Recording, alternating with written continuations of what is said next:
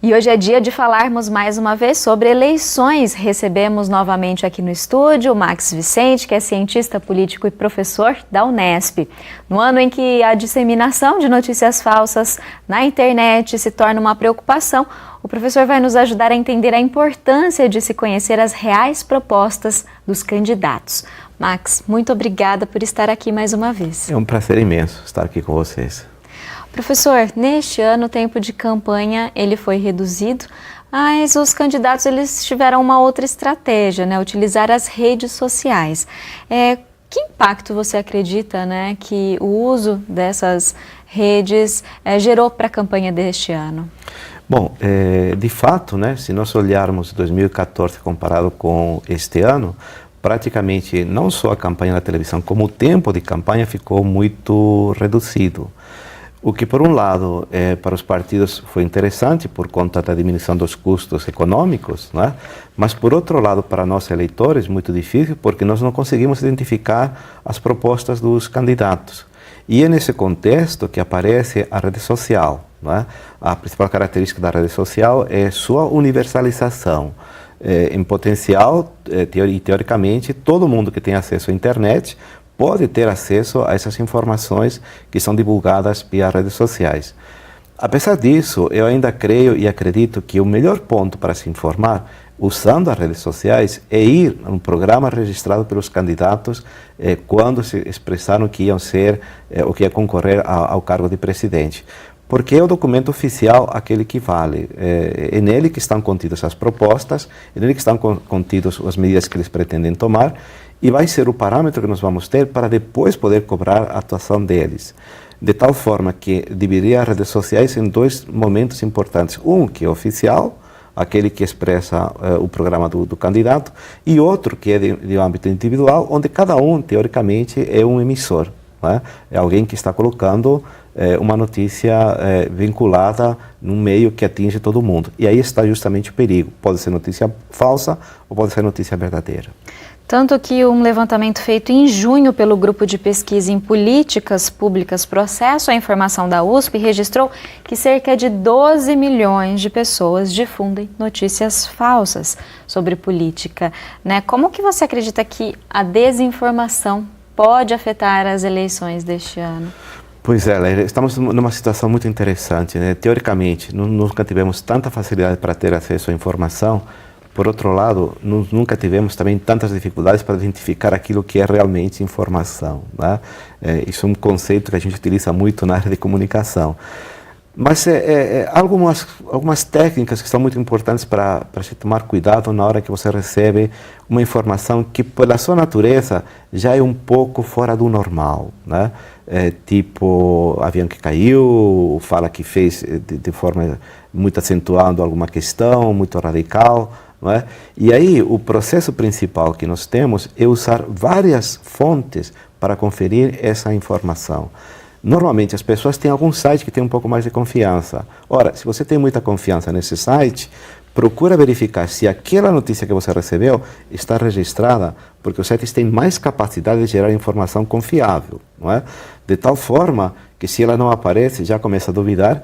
E o conselho mágico fundamental para todo esse processo ficar interrompido: não repasse a informação se você não tem certeza de que é um fato que ocorreu. Lembro, por exemplo, a facada do Bolsonaro, não é? Inicialmente saíram muitos boatos, que se teria atingido algum órgão vital, enfim, aquele desdobramento do que aconteceu. Bom, então, qual que foi o procedimento correto? Esperar o boletim médico, não é, para você divulgar, e com o boletim médico na mão, forma uma opinião a respeito do fato, não é? Mas muitas pessoas já estavam falando coisas assim, especulando, né? Não é? E é isso que a gente alerta, que tem que tomar muito cuidado, esperar, ter paciência, não correr atrás da informação, chegou, já é verdade, verifique, duvide, não é? E principalmente faça o contraste daquilo que você recebeu, né? Senão, você pode inclusive ser um incentivador das chamadas notícias falsas.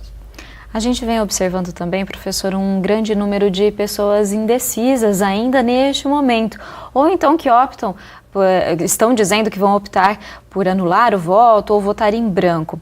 Você acha que a busca por informações pode ser um caminho para essas pessoas? É o caminho, né? Eu diria que, veja, a tua pergunta é muito importante, né?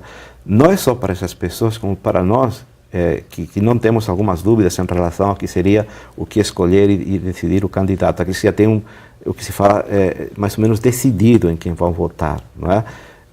É fundamental, né? Porque é a informação que te permite ter uma real dimensão do que você está realizando, né? Ora, se um candidato propõe reforma agrária, eu já sei o que significa uma reforma agrária. Se ele propõe uma reforma política, eu já sei que é uma reforma política e que vai acontecer, não é? De tal forma e de tal maneira, isso é importante, não é?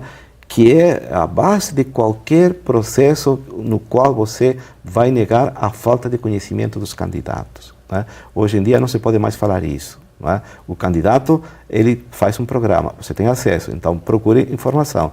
E não é por falta de opções que você não vai votar ou ficar indeciso, não é? Porque embora nós tenhamos uma campanha muito curta, mas os programas estão claramente delineados em um sentido ou em outro, né? Para quem leu, sabe muito bem o que eles estão falando. Você citou a busca, né, pelos planos nas redes sociais, mas existem outras alternativas também para quem não tem acesso, né, às redes sociais. Claro.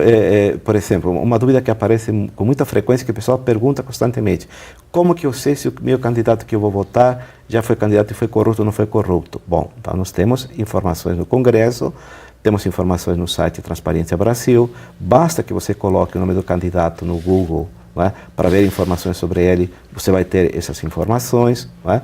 Então, os caminhos são os tradicionais, não é? O que nós temos que ter muito claro é que custa um pouco, sim, chegar a essa informação. Ela não vem gratuita. Tudo que tiver gratuito, duvide, né? E há um esforço da nossa parte, tem que haver um esforço da nossa parte para conseguir, de uma maneira muito efetiva, ter uma informação real, né? Aquela na qual você realmente pode confiar, né? Para a gente encerrar, professor, alguns veículos de comunicação estão disponibilizando aplicativos, infográficos, diversos recursos, né, para os eleitores. Você acredita que esses mecanismos são úteis? Sem o texto, não. Assim, com sinceridade, sem o texto, não, porque em estatística e em matemática, né, 2 mais 2 podem dar 4 ou podem dar outro número, né? Depende da leitura que você faz. O gráfico em si ilustra, mas ele tem que ser reinterpretado, né? Ele indica algum procedimento, mas o fundamental é entender o significado que ele carrega. E para isso, o fundamental, não é buscar a informação e verificar, não é?